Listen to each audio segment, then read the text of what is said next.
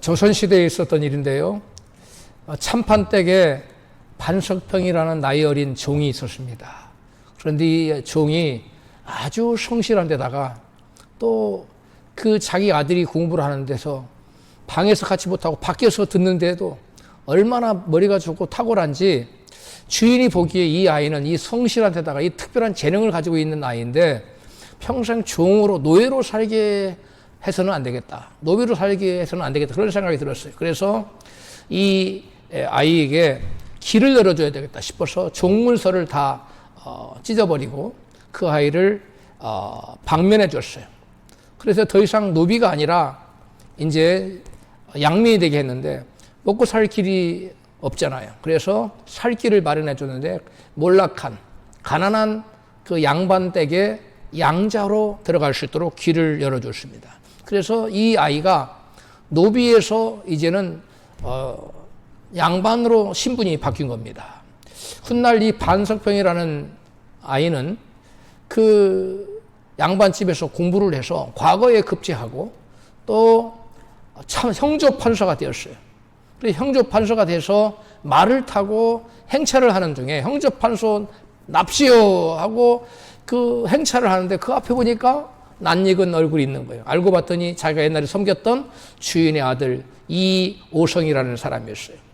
종이품의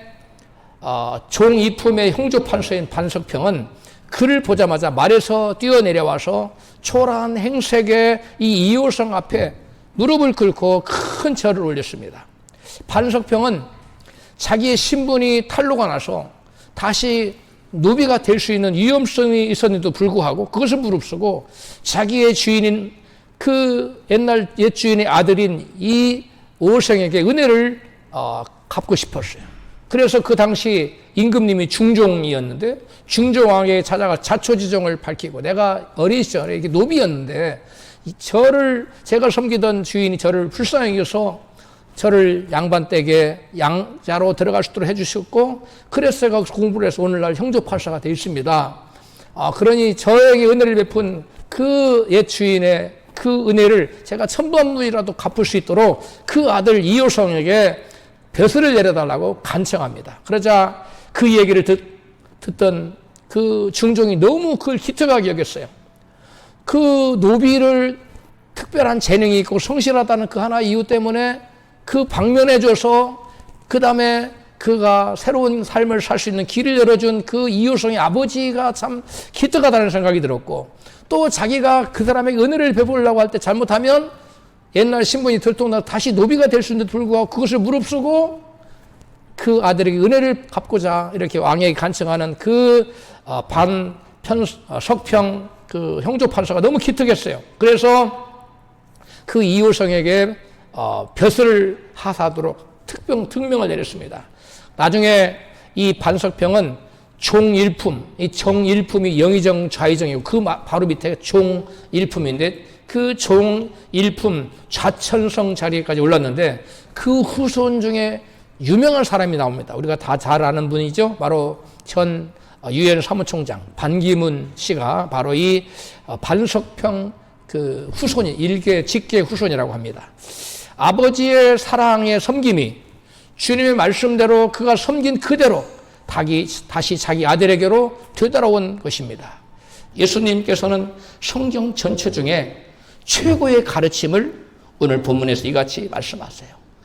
같이 읽습니다. 마태복음 22장 35절입니다. 시작. 그 중에 한 율법사가 예수를 시험하여 묻되 선생님이여 율법 중에 어느 계명이 크니이까? 내 마음을 다하고 목숨을 다하고 뜻을 다하여 주 너희 하나님을 사랑하라 하셨으니 이것이 크고 첫째 되는 계명이요 둘째는 그와 같으니 내 이웃을 내 몸과 같이 사랑하라 하셨으니 이 두 계명이 온 율법과 선지자의 강령이니라. 율법사가 가장 큰 계명이 뭐냐고 물었을 때 예수님은 율법 전체의 핵심을 사랑으로 요약해서 대답하셨어요. 율법 전체의 내용이 뭐라고요?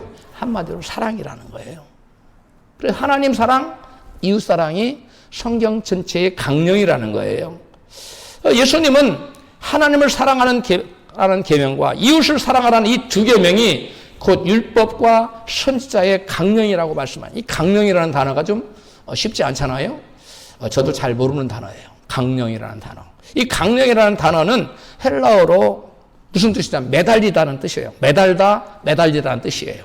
그래서 즉 모든 계명이 하나님을 사랑하라 그리고 이웃을 사랑하라, 이 두 계명에 전부 다 매달려 있다는 거예요. 이 다시 말하면은 성경의 모든 계명들, 성경에 나오는 모든 말씀과 계명들은 다 여기에서 유래됐다는 거예요.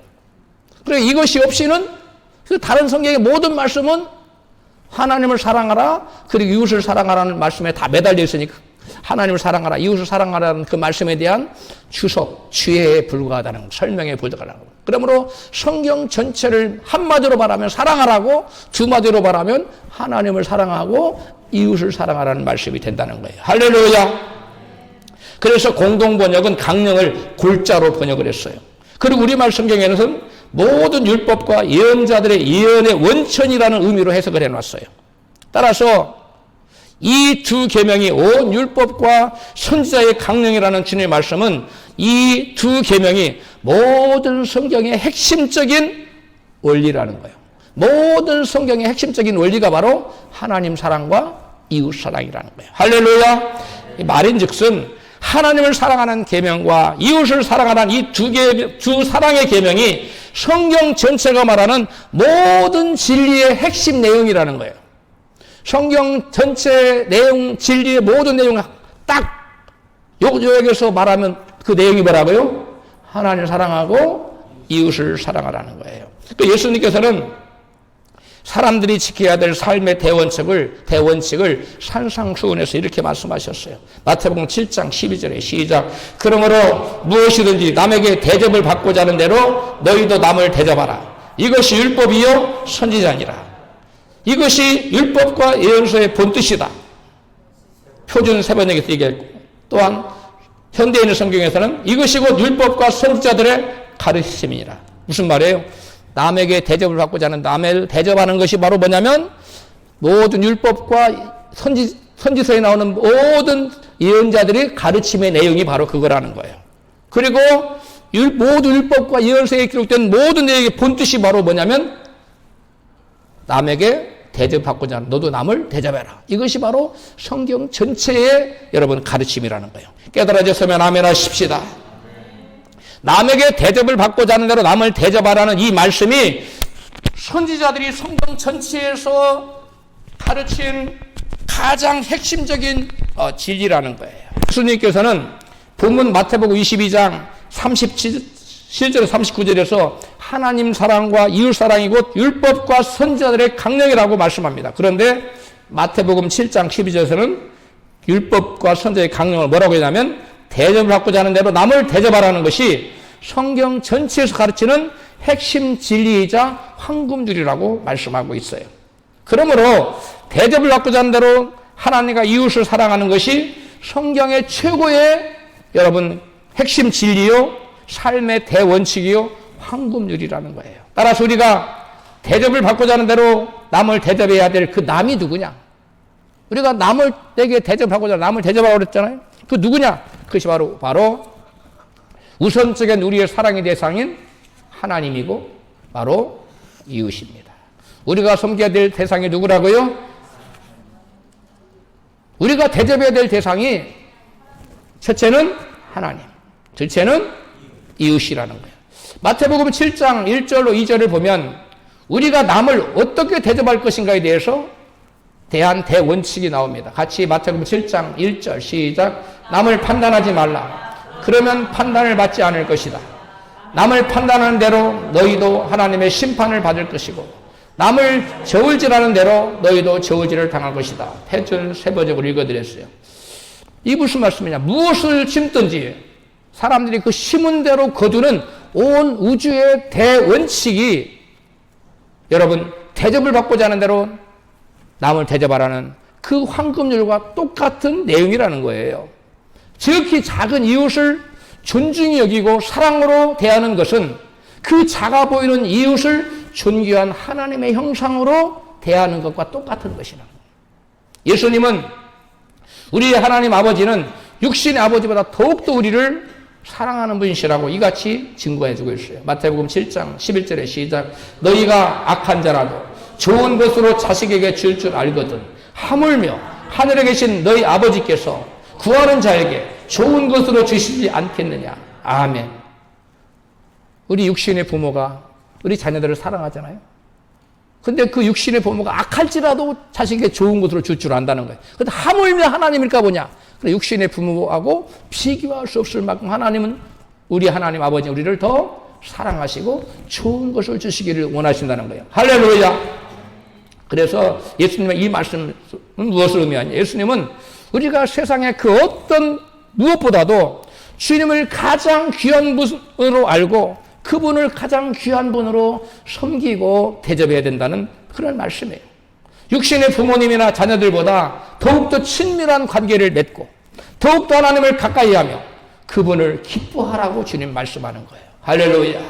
우리가 세상에서도 사랑하는 사람은 여러분 가까이 하고 또 깊은 교제를 하고 그 아름다운 관계를 만들잖아요. 그와 같이 하나님을 기뻐하고 하나님을 사랑하라고 그분과 깊은 교제와 관계를 만들어 가라는 말씀이에요. 그래서 성경은 이렇게 말씀합니다. 시편 37편 4절에 시작. 또 여호와를 기뻐하라. 저가 내 마음의 소원을 이루어 주시리로다. 시편 73편 28절. 하나님께 가까이 함이 내게 복이라. 아멘. 여러분 사랑하는 사람을 만나는 것이 큰 기쁨이 우리에게 있지 않습니까? 그런데 기쁨이 있듯이 하나님을 사랑하는 사람은 하나님을 만나는 것이 뭐가 되겠어요? 큰 기쁨이 되는 것입니다. 어떻게 우리가 하나님 만납니까? 예배를 통해서, 기도를 통해서, 이렇게 공동체의 모임을 통해서 두세 사람이 내 이름으로 모인 곳에 나가도 그들 중에 있는 자라고 주님 말씀하신 것처럼 우리가 주님을 만날 수가 있습니다. 할렐루야. 여러분 사람도 사랑하는 사람에게는 마음을 쏟습니다. 그리고 시간을 내요.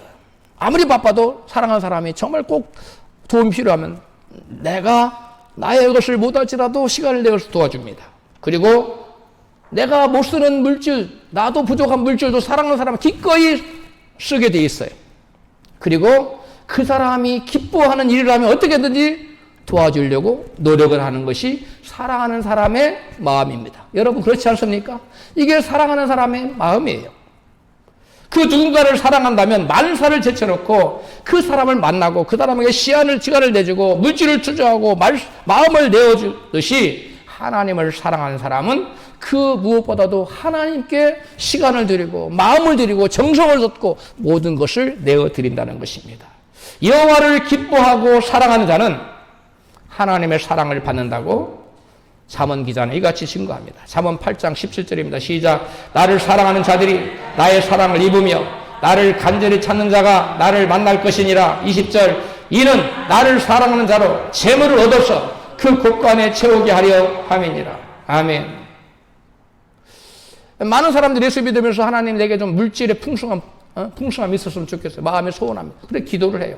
근데 여러분 소원한다고 기도만 한다고 되는 게 아니라 오늘 성경에 보니 잠언 말씀에 보니까 뭐 하면 하나님을 사랑하면 하나님의 사랑을 입어서 하나님께 그 사랑하는 자에게 재물 얻어서 조금 얻는 곳간에 가득 채우도록 준다는 하나님을 사랑하는 것이 이와 같이 중요합니다. 할렐루야. 하나님을 사랑하는 자에게는 하나님께서 사랑으로 갚아주시는데 하나님을 사랑하는 자로 재물을 얻어서 곳간에 가득 채워준다고 말씀하세요. 여러분 하나님께 사랑을 받고 싶다면 하나님을 그 무엇보다도 더 기뻐하고 그분을 그 무엇보다도 더 귀하게 여기고 최고로 사랑하고 섬기라는 것입니다. 하나님 앞에 나와서 예배드리고 기도드리는 것이 진정한 기쁨이 되는 사람에게는 그 마음의 소원이 이루어질 줄로 믿습니다. 근데 하나님 나오는 게 하나님 앞에 너무 힘들어. 그리고 부담스러워. 그리고 왠지 싫어. 그런 사람은 진정 마음으로 하나님을 사랑한다고 중심이 하나님을 사랑한다고 말하기가 어렵습니다. 하나님께서 나를 존귀한 자로 높여주시기를 여러분 원하십니까? 별로 안 원하시는 것 같아요. 하나님이 여러분을 정말 존귀한 자로 높여주시기를 원하시면 크게 아멘 하십시다. 그렇다면 내가 하나님께서 어떻게 해야 하나님이 나를 존귀한 자로 높여줄까? 성경에 이렇게 말씀합니다. 사무엘상 2장 30절에 시작. 나 여호와가 말하노라. 나를 존중히 여기는 자를 내가 존중히 여기고 나를 멸시하는 자를 내가 경멸히 여기리라. 하나님을 여러분 존중히 여기면 된다는 거예요. 하나님을 귀하게 여기면 된다는 거예요. 하나님을 가장 가치 있는 분으로 여기면 하나님이 그런 자를 존귀케 만들어 주겠다는 거예요. 잠언 4장 8절 이와 같이 말씀합니다. 시작. 그를 높이라. 그리하면 그가 너를 높이 들리라. 만일 그를 품으면 그가 너를 영화롭게 하리라. 아멘. 여기 보니까 하나님께로부터 존귀한 자로 여러분 세움받기 원한다면 하나님을 존귀하게, 하나님을 높이고 존귀하게 여기라는 거예요. 그리고 하나님을 높이면 하나님이 그를 높여주겠다는 거예요. 하나님을 그 마음에 품으면, 말씀을 품고 살아가는 자에게는 여러분 하나님께서 영화롭게 해주겠다는 거예요. 여러분, 많은 사람들이 존귀한 자가 되기를 원하지만 하나님을 존귀하게 하는 일에는 소홀히 함이 있습니다. 여러분, 내 마음이 정말 하나님께로부터, 하나님과 사랑으로부터 존귀한 자로 인정을 받고 싶다면 내 마음이 먼저 하나님을 존귀한 자로 인정해 드려야 돼요. 그리고 그분을 그렇게 대접해 드려야 돼요. 하나님을 만왕의 왕으로, 만주의 주로 인정해 드려야 돼요. 할렐루야. 그런데 하나님을 어떤 분은 친구보다도 못하게, 어떤 사람은 아주 하찮게, 그렇게 말은 안 하지만 행동하는 분들이 더러 있어요. 그런 사람은 아무리 존귀하게 해달라 기도해도 존귀하게 될 수가 없는 것입니다. 하나님을 존귀히 여기지도 않고 높여드리지도 않고 여호와 하나님을 멸시하는 사람은 존귀케 되기는커녕 경멸히 여김을 받는다고 성경을 말씀해요. 엘리의 두 아들은 여호와 하나님의 제사를 멸시했어요. 그리고 사울왕은 아말렉 족속을 멸하라는 그 명령을 우습게 여기고 하나님 말씀에 무시하고 순종하지 않아요. 발람은 하나님 뜻과 경고를 무시하고 돈과 명예와 권세를 얻기 위해서 여러분 나아갔다가 결국 멸망당하고 말았습니다. 하나님 멸시한 사람들은 다 이같이 망했다고 성경이 우리에게 말해주고, 단지 제가 세 사람만 뽑았지만 성경은 무수히 많은 사람 하나님 멸시하다가 망했다는 거예요. 사람은 누구나 업신여김을 당하거나 멸시를 당하면 어떻게 반응합니까? 분을 사귀지 못하죠. 나를 멸시해? 나를 우습게 여겨? 저자가 나를 발톱에 때만큼도 못 여기네. 분을 못 사귀. 밤에 잠을 못 자지요. 보통 사람은. 우리는 예수의 마음 품은 사람은 밤에 잠을 잘 잡니다만은 세상 사람은 멸시당하면 잠 못 자요. 사람은 누구나 누군가로부터 환영받고 싶고 또 인정받고 싶어 하는데 왜 그럴까요? 그것이 우리 인간이 하나님의 거룩한 형상, 존귀한 형상으로 지음받았기 때문에 그렇다는 거예요. 무슨 말씀입니까? 우리 하나님은 당신의 이름에 합당한 영광과 존귀와 찬양을 받으시기를 원하시는 분이시라는 거예요. 할렐루야. 그래서 그것이 우리 인간 창조의 목적이에요. 영광 돌리라고 지었어요. 그래서 그분의 이름에 합당한 영광, 그분의 이름에 합당한 존귀, 그분의 합당한 이름에 합당한 그러한 높임을 올려드려야 돼요.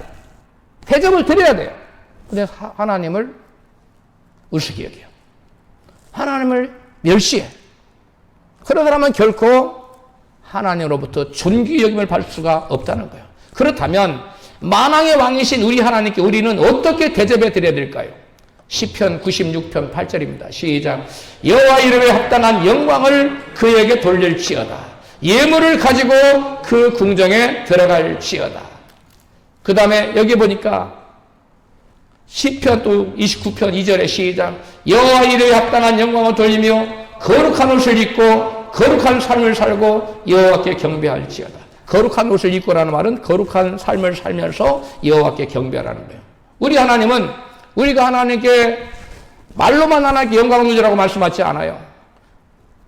하나님을 사랑하는 마음을 담아서 예물로 영광 돌리라고 말씀하고 있어요. 왜 그래요? 내 보물이 있는 곳에 내 마음이. 우리 하나님 우리에게 뭘 받으시기로 하냐면 마음을 원하셔요. 마음. 어떤 아내가 남편을 입술로는 사랑해. 근데 마음은 옛날 사귀던 연인에게 가 있어. 그렇다면 그 남편이 뭐가 즐겁겠어요? 마찬가지예요. 우리 하나님 우리 남편입니다. 우리의 신랑입니다. 우리 하나님은 우리의 그 어떤 것보다 우리의 중심, 우리의 마음 중심을 다하여 주님을 사랑하기를 원하세요. 할렐루야. 그래서 네가 나를 사랑하는 징표를 보여라. 예물을 가지고 오라고 하는 거예요. 주님이 돈이 없어서 가지고 오라는 게 아니에요. 천지 만물 산천이 다 주의 것이라고 말씀했어요. 뿐만 아니라 거룩한 옷을 입고 거룩한 삶으로, 즉 착한 행실로 하나님께 영광 돌리라고, 만왕의 왕 되신 하나님께 영광 돌리라고 말씀해요. 이같이 너희의 착한 행실로 세상 사람들에게 빛을 비춰서 하나님께 영광을 돌리라고 이렇게 말씀하잖아요. 그리고 우리 거룩한 옷을 입고 거룩한 삶, 세상과 구별된 착한 삶을 살 때 우리의 그 삶을 보고 세상 사람들 하나님 영광을 예수 믿는 사람 훌륭하네, 영광을 돌리라. 우리가 이와 같이 하나님께 영광 돌리는 자가 될 때 하나님 우리를 존귀한 자로 세워줄 줄로 믿습니다. 어느 농가에 한 중년 여인과 한 건장한 청년이 처마 밑에서 비를 피하다가 너무 비가 많이 오니까 도저히 기회가 그치지 않으니까 그 집 안으로 들어왔어요.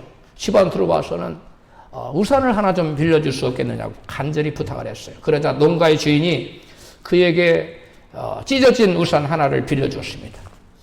그리고 얼마 후에 그 농가 주인에게 그들은 이제 돌아갔고 소포가 하나 왔어요. 뭘까요? 그 찢어진 우산 다시 소포로 보내준 거예요. 농가 주인이 빌려준 그 우산, 찢어진 우산을 소포로 다시 돌아왔어요. 그런데 거기에 뭐라고 써있느냐? 우산을 빌려주셔서 대단히 감사합니다. 그리고 영국의 국왕 엘리자베스라고 써져 있어요. 그리고 사인이 시그네처가 딱 서명이 딱 있어요. 그 소포를 받고 그 농가의 주인은 그분이 여왕이신 줄 알았었더라면 제일 좋은 우산, 두 사람이니까 2개를 내어드렸을 텐데 라고 후회했습니다. 그 농가 주인은 대접을 받고 싶은 대로 남을 대접하지 않았기 때문에 왕을 섬길 수 있는 기회를 놓치고 말았던 것입니다. 여러분, 성경에 지극히 적은 자에게 한 것이 곧 내게 한 것이라고 주님 말씀하셨어요. 그냥 평범한 여인처럼 보였어요. 평범한 청년처럼 보였어요. 왕이라고 써붙이고 다니는 거 아니니까. 근데 그분이 바로 엘리자베스 여왕이었어요. 여러분, 그럼 나도 좀 그런 엘리자베스 여왕 같은 분을 만나서 멋지게 섬겼으면 좋겠다. 여러분, 엘리자베스 여왕보다 더 크신 하나님이 우리 주변에 널려 있어요. 지극히 작은 자입니다. 지극히 작은 자입니다. 지극히 작은 자를 여러분 주님 대하듯이, 주님을 섬기듯이 섬길 때 하나님, 만왕의 왕 되신 하나님을 섬기는 지혜를 잡는 줄로 믿습니다. 여러분, 마지막 심판 때에 주님이 양과 염소를 가르는데 뭘로 가르냐면 지극히 작은 자에게 한 것이 곧 내게 한 것이라고 주님 말씀하세요. 어떤 사람은 그래요. 주님, 언제 우리가 주님 먹을 걸 안 드렸고 언제 안 입혔습니까? 했잖아요. 주님 말씀합니다. 네가 세상에 지극히 작은 자에게 하지 않은 그것이 곧 내게 하지 않은 거야. 그 세상에 지극히 작다고 밟아버리고 억누르고 무시하고 깔보고 그렇게 살았다는 거죠. 그 주님을 무시하고 깔보고 살았다는 거예요. 힘없고 연약한 자라고 함부로 대하면 안 됩니다. 그 힘없고 연약한 자 안에 주님이 계세요. 할렐루야. 많은 사람들, 특히 세상 사람들은 힘 있는 사람 앞에 발벌 떨고 잘 보이려고 애쓰죠. 그래서 세상 사람들은 연약한 자를 무시합니다. 힘 없는 자를 깔봅니다. 여러분, 우리 주님은 그걸 기뻐하지 않으셔요. 세상에 지극히 작은 자, 그 자를 우리가 우습게 보면 안 돼요. 미국 피츠버그 백화점에 한 노부인이 한가하게 여기저기를 막 왔다 갔다 했어요. 그러면서 시간을 보냈어요. 딱 보니까 비를 피하기 위해서 지금 가구 구경하고 다니는 거예요. 그러니까 그 어떤 그 종업원도, 점원도 그 구경꾼 노인에게 여러분 다가가지 않았어요. 거들떠 보지도 않았어요. 그런데 한 점원이 그 노부인에게 다가와서 인사를 합니다. 뭐 필요한 것은 없으신지 말씀해 주세요. 그렇게 물어봤어요. 그러니까 아닙니다. 저는 지금 비가 와서 잠시 비가 그칠 때까지 여러분 비를 피하려고 여기저기 제가 지금 돌아보고 시간을 보내고 있는 중입니다. 신경 안 써도 됩니다. 이렇게 대답을 했어요. 그러자 그 점원이 알겠습니다. 편안히 쉬었다가 가시기 바랍니다. 그러면서 의자 하나를 내어드렸어요. 여기 앉아서 편안히 쉬었다 가십시오. 그랬어요. 의자에 앉아 쉬던 그 노부인은 비가 그치자 그 점원에게 명함 한 장만 달라고 부탁을 해서 그 명함 한 장 가지고 나갔어요. 그리고 몇 달이 지났어요. 백화점 주인에게 안드류 카네기, 강철왕 안드류 카네기 회장으로부터 새집 단장을 위해서 그 점원, 그 의자를 내어드렸던 그 점원이 필요하니까 좀 보내달라는 편지가 왔어요. 강철왕 카네기가 인테리어를 해달라고 부탁한 집은 카네기 어머니, 아까 점원을 매장에 와서 왔다 갔다 하고 시간을 보냈던 그 노파였어요. 그 노인이었어요. 그분이 기거하는 스코틀랜드에 있는 스키보 성을 인테리어를 해야 되는 거예요. 그래서 그 젊은 점원은 스코틀랜드의 그 성으로 파견되어서 그 집안의 인테리어를 다 새롭게 하는데 수십만 달러어치의 가구를 사갔어요. 주문을 받았어요. 그 젊은 점원은 대접을 받고자 하는 대로 너희도 남을 대접하라는 말씀을 실천한 결과 그 백화점의 이익의 절반을 차지할 수 있는 그 백화점의 공동 주인이 되고 말았어요. 동업자가 되었습니다. 여러분, 남에게 대접을 받고자 하는 남에게 대접받고자 하는 대로 너도 남을 대접하라는 이 황금률, 이 강령의 말씀을 우리가 실천하면 우리 인생이 바뀌게 될 줄로 믿습니다. 근데 우리는 이 말씀을 그냥 듣고 흘리는 수가 많아요. 그러나 지극히 적은 자에게 주님을 대하듯이 사랑으로 섬기고 여러분 대접해 드리면 반드시 그것이 여러분 메아리쳐 내게 다시 온다는 사실을 여러분 가슴에 새기시기를 축복합니다. 예수님은 누가복음 6장 37절에 38절에서 황금줄을 이같이 말씀하셨어요. 시작. 비판치 말라. 그리하면 너희가 비판을 받지 않을 것이요. 정죄하지 말라. 그리하면 너희가 정죄를 받지 않을 것이요. 용서하라. 그리하면 너희가 용서를 받을 것이요. 주라. 그리하면 너희에게 줄 것이니 곧 후회되어 누르고 흔들어 넘치도록 하여 너희에게 안겨주리라. 아멘. 이 말씀은 남이 나에게 하지 말았으면 하는 행동을 나도 결코 남에게 해서는 안 된다는 것입니다. 이것이 바로 율법 전체의 요약이에요. 성경 말씀 전체의 요약이에요. 그리고 성경 전체의 핵심 진리라는 거예요. 뭐라고요? 남이 나에게 하지 말았으면 하는 어떤 말이나 행동을 우리가 남에게 해서는 안 된다는 거예요. 어떤 이방인이 유태인이 아닌 거죠. 자신의 은나무 다리에 서 있을 동안에 은나무 다리에서 한 발을 들고 서 있을 동안에 율법 전체를 가르쳐주면 내가 유대인 되겠다고 제안을 했어요. 그러자 이 말을 들은 유대인 랍비 헬렛이라는 랍비가 이같이 대답을 했습니다. 남이 그대에게 하기를 원치 않는 일을 당신도 남에게 하지 마시오. 이것이 율법의 전도요 나머지는 다 추석이니라. 이렇게 율법 전체의 내용을 한 발 들고 서 있는 동안 얘기해 줬어요. 그랬더니 이 대답을 듣고 난 그 이방인이 감격해서 그 자리에 무릎을 꿇고 그의 제자가 되었다고 합니다. 다시 한번 하겠어요. 이 힐레를 전해준 이게 예수님 말씀인데 같이 시작. 남이 그대에게 하기를 원치 않는 일을 당신도 남에게 하지 말라. 이것이 율법의 전부요 나머지는 다 추석이니라. 남은 다 추석입니다. 왜? 이웃사랑, 하나님 사랑에 다 달려있으니까. 여러분, 케네디가의 저주라는 말을 들어보신 분도 있고 안 들어보신 분도 있을 거예요. 케네디가의 비극적 결말을 많은 분들이 잘 알고 있습니다. 존 F 케네디 대통령은 암살을 당했고요. 재직 시에. 그 다음에 케네디가 여러 사람들이 비운의 죽음을 당했습니다. 그의 형 조지 F 케네디는 공군 조종사로 여러분 피격당해서 죽였고, 그의 동생 로버트 케네디는 존의 대통령 선거 경선 중에 암살당했어요. 그리고 1999년 존 F 케네디의 아들 부부가 39세에 비행기 추락사를 당했어요. 그래 죽였어요. 이와 같이 여러 가지 비참한 죽음들이 그 과정에서 끊이지 않고 계속 일어납니다. 여러분 왜 그랬을까요? 이 존 F 케네디 아버지는 아일랜드계에서 이민 온 분이에요. 그런데 돈을 어마어마하게 재벌이 됐는데 뭘로 벌었느냐? 술 장소로 벌었어요. 양주장을 했어요. 양조장. 술 만드는 공장을 해가지고 돈을 어마어마하게 떼돈을 벌었는데 여러분 그가 만든 술을 마시고 얼마나 많은 사람들이 그릇된 길로 가고 얼마나 많은 가정 파탄이 나고 얼마나 많은 사회가 여러분 파탄 났겠어요. 남이 나에게 하지 말았으면 하는 행동을 내가 남에게 하지 말아야 되는데 그는 많은 가정과 개인들이 파멸할 수 있는 술을 만들어서 돈을 벌었어요. 그리고 그뿐만 아니라 그의 아들 존 F 케네디는 대통령 재임 시에 미국 공립학교에서 예배와 성경 읽기를 금지시켜버렸어요. 미국 공립학교에서는 반드시 세풀이 있었어요. 예배가. 수업 전에. 그리고 성경 읽기, 성경이라는 과목이 있었어요. 그거 없었어요. 못하겠어요.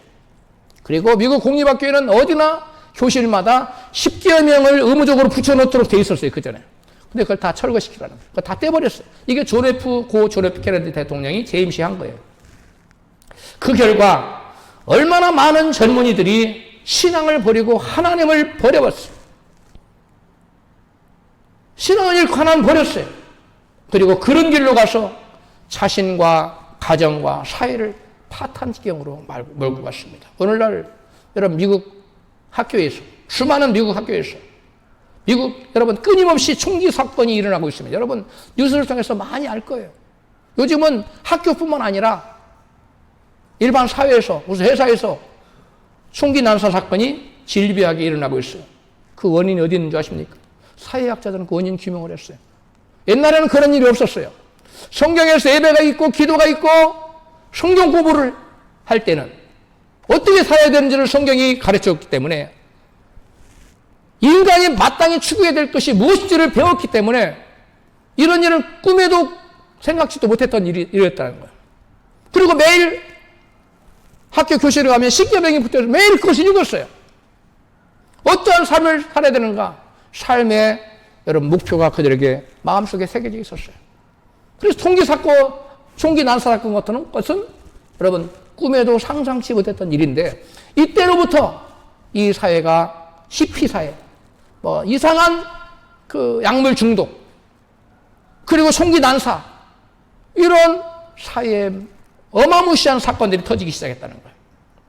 여러분 그 케네디가 끼친 피해가 오늘 미국을 멍들게 하고 있어요. 자신의 성공을 위해 남에게 하지 말아야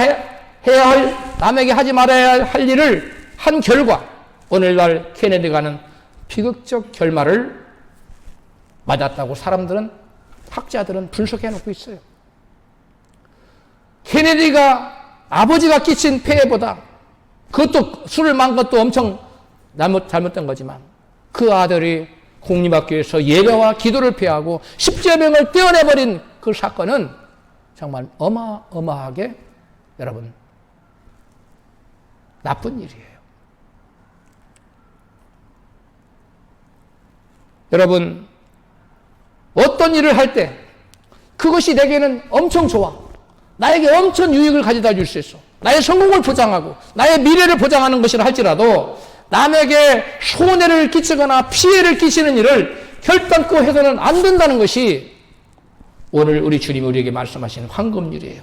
남에게 대접을 받고자 하는 대로 너희도 남을 대접하라. 옆에 계신 분에게 남을 대접을 받고 싶은 대로 남을 대접하십시오. 할렐루야. 사랑하는 성도 여러분, 우리도 일상의 작은 순간마다 하나님은 물론 이웃을 사랑으로 대접할 기회를 종종 만날 때가 있어요. 우리가 이웃을 대접하는 일은 반드시 거창한 일이어야 할 필요는 없습니다. 때로는 용서가 가장 큰 대접이 될 때가 있고 섬김이 될 때가 있어요. 나에게 상처를 준 일을 끝까지 미워하기보다는 주님께서 나를 용서하신 것처럼 그를 용서해 주는 것, 용납해 주는 것, 이것이 바로 여러분 섬김이요 사랑이요 이웃을 대접받고자 하는 대로 대접을 하는 것입니다. 또한 배려는 사랑의 또 다른 이름입니다. 남을 배려하는 것. 여러분, 내가 오늘 우리 주차장에서, 지하 주차장에서 차를 빼오는데 어떤 사람이 차를, 큰 차예요. 그 카니발이랑 큰 차잖아요. 큰 차인데 앞으로 툭 튀어나와 있어. 요만큼. 다른 차보다도.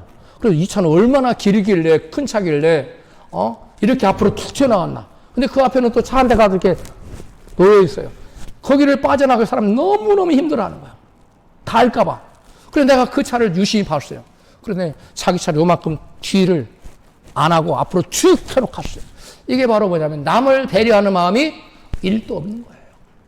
여러분, 주차를 할 때나 조그마한 사소한 일을 할 때에도 나의 이 한 행동이 다른 사람에게 조그마한 피해라도 갈 것 같으면 그런 일을 하면 안 됩니다. 저는 주차를 할 때나 뭐 할 때도 내 이 행동이 다른 사람에게 조금이라도 피해를 갈까 봐서 굉장히 조심을 합니다. 이중주차를 해야 될 때는 가급적이면 그래도 차를 조금이라도 쉽게, 불가피하게 이중주차를 해야 될 때는 가능한 한 가까이 차를 주차하는 거예요. 어떻게 하면 뚝 떼놓고 이중주차해요. 그럼 사람들이 그걸 지나갈 때마다 너무 힘들어합니다. 여러분, 남을 배려하며 삽시다. 할렐루야. 이것이 주님이 오늘 우리에게 가르쳐, 남을 대접을 받고자 하는데 남을 대접해라. 황금률이에요. 우리가 이 말씀 하나를 잘 붙들고 살면 여러분, 우리는 존귀한 자가 돼요. 높아집니다. 위대한 자가 됩니다. 아멘 하십시오. 이 하나 말씀 붙들면 하나님을 존귀한 자로 대접해요. 하나님이 내게 존귀한 자로 나를 높여주기 원하잖아요. 내가 먼저 내가 먼저. 하나님 먼저 가라. 내가 먼저. 하나님 나 축복하면 내가 덩거맞게 아니라, 그게 아니라 하나님 나를 축복하면 그때 섬길게요가 아니라 내가 먼저 하나님을 섬기고 사랑하고 받들면 하나님이 우리를 높이시고 존귀하게 해주시고 의리하게 만들어 주시려 믿습니다. 이것이 오늘 성경이 우리에게 약속하신 말씀이에요. 할렐루야. 여러분, 말 한마디를 건넬 때 상대 입장을 한 번 더 생각해 주는 것도 작은 사랑과 여러분 배려예요. 생각난 대로 불쑥불쑥 말하면 안 됩니다. 자기 기분에 따라 말하면 안 돼요. 그건 남을 배려하지 않는 거예요. 나의 아무 생각 없는 말 한마디가 상대의 마음을 잡치게 할 수 있어요. 그거 하루 종일 기분 나쁘게 할 수 있습니다. 그에게 큰 상처를 줄 수 있어요. 옛날에 제가 그런 경우가 많았어요. 성격이 급하다 보니까 그냥 불쑥불쑥 말을 하는데, 지금은 제가 굉장히 조심합니다. 2번, 3번, 4번 생각하고 말해요. 내가 이 말을 해서 상대가 혹시 마음의 상처를 안 당할까? 혹시 시험은 안 당할까? 라고 생각해요. 아직도 부족하지만 제 마음속에 옛날에는 그냥 생각 없이 말했어요.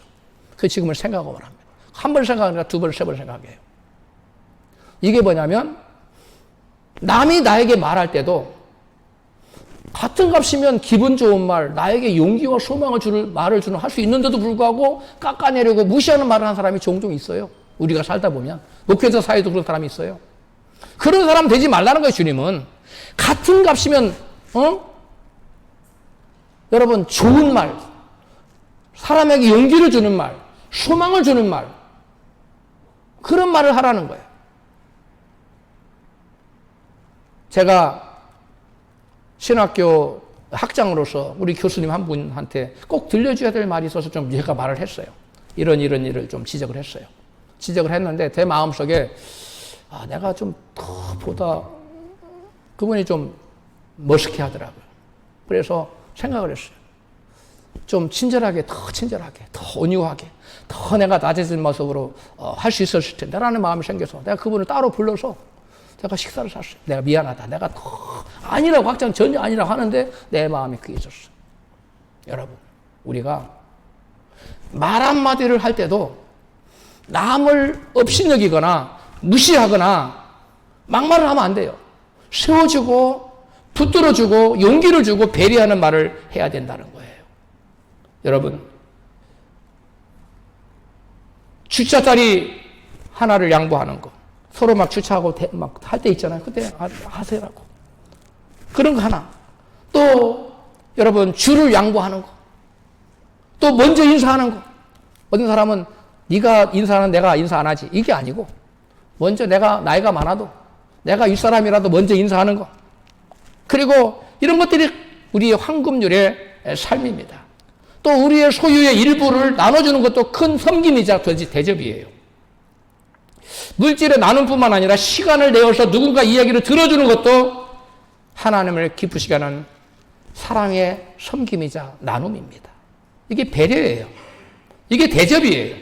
그리고 여러분, 무엇보다도 중요한 것은 말의 친절이에요. 따라합시다. 말의 친절. 친절한 말을 해야 돼요. 온유한 말, 겸손한 말을 해야 돼요.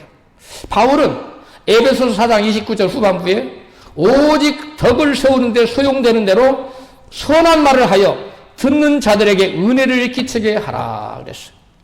뭘 끼치게 하라고요? 은혜를 끼치게 하라. 그 선한 말을 해요. 좋은 말 하라는 거예요. 좋은 말. 은혜 끼치는 말을 하라는 거예요. 그리고 골로새서 4장 6절 전반부에 너희 말을 항상 은혜 가운데서 소금으로 고르게 함같이 하라. 말을 어떻게 하라고요? 은혜 가운데. 은혜 가운데 하라고 말씀하고 있습니다. 여러분, 따뜻한 말 한마디나 격려의 말 한마디가 마음을 다친 이들에게 주님의 사랑으로 느껴질 수 있어요. 교회 다니다가 누구에게 상처받은 말 때문에 교회 안 나가고 예수 믿는 분이 말을 너무 따뜻하게 해줘요. 다시 마음의 문을 열 수 있어요. 그 상처난 마음이 다시 치유돼서 다시 교회로 나가게 할 수 있는 거예요.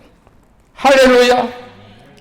여러분, 이렇게 일상에서 작은 사랑의 섬김을 실천할 때 주님께서는 그 사랑을 기쁘게 받으시고 우리를 존귀하게 여겨주실 줄로 믿습니다. 말 한마디의 친절이나 주차짜리 양보나 교회 식사 시간에 따뜻한 미소 하나가 한 사람의 하루를 물론 일생을 바꿀 수도 있습니다. 제가 한 40여 년 전에 읽었던 책 같아요. 어느 분의 칼럼이었어요. 근데 그분이 정말 너무너무 가난해서 어렸을 때 신문 배달했어요. 초등학교 때. 근데 어느 집에 가면 항상 추운 거리는 따뜻한 물을 내주고 여름에는 냉수를 내줬대요. 그러면 하루는 냉수를 주면서 그래요. 얘야, 너는 참 보니까 젊은 고생을 사서도 한다는데 나중에 내가 큰 인물이 될 것 같다. 라고 격려를 해서 자기가 그동안 수없이 공부를 중단하고 불량배로 빠질 기회가 너무나 많았는데 그런 유혹을 다 물리친 것이 그 아주머니의 그 한마디. 젊어서 고생은 뭐도 한다? 사서도 한다고 하는데 너는 장차 큰 인물이 될 것 같다. 그 말씀 붙들고 자기가 공부를 해서 여러분 큰 신문사에 주필이 된 거예요. 얼마나 크게 성장한 겁니까? 따뜻한 말 한마디. 용기를 준 말 한마디가, 남을 배려하는 말 한마디가 그 인생을 바꿔버렸잖아요. 저는 제가 옛날에 그 책도 얼마나 많이 읽겠습니까? 그 말은 항상 제 마음이 떠나지 않아요. 이 말 한마디가 사람을 죽일 수도 있고 살릴 수도 있구나. 여러분, 주님께서는 이웃을 향한 우리의 이런 작은 사랑의 섬김을 통해서 당신께서 친히 존중받는다고 하나님께서는 여기실 줄로 우리는 믿습니다. 지금 당장 내가 치명적인 손해를 보더라도 남에게 대접을 받고자 하는 대로 사랑으로 남을 대접하며 사는 우리 모두가 되십시다. 그런 삶을 사는 자에게 주님께서는 반드시 후히되어 누르고 넘치도록 갚아주시는데 그런 복을 다 받아 누리며 사시기를 주의 이름으로 축원합니다.